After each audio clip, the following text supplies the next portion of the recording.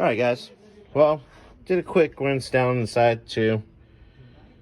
Wasn't too bad. You can see where the oil was kind of, messy oil was sitting over there. Over in that area. Definitely would recommend an O-ring in that. You know, valve over there. The else doesn't look too bad. We'll open this guy up and it was empty.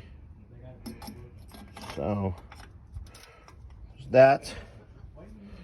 Open the radiator cap. It was a little low. It's not bad. Yeah.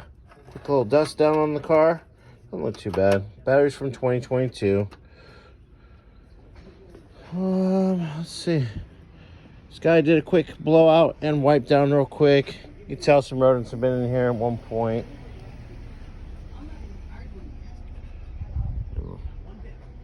Junk in there. That's pretty much on the inspection on this, guys. Yeah. Boss man will get a hold of the owner, give him a quote on some stuff, and go from there. Oh, boss man, I know you're doing videos. Love you long time. All right, guys. Deuces.